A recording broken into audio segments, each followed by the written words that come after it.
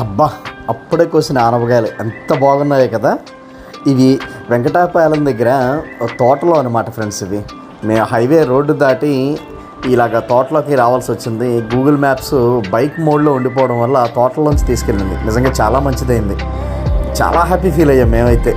ఇలాంటి అప్పటికప్పుడు తోటల్లో కోసిన పళ్ళు కానీ పూలు కానీ కాయలు కానీ చూస్తే చాలా సంతోషంగా ఉంటుంది.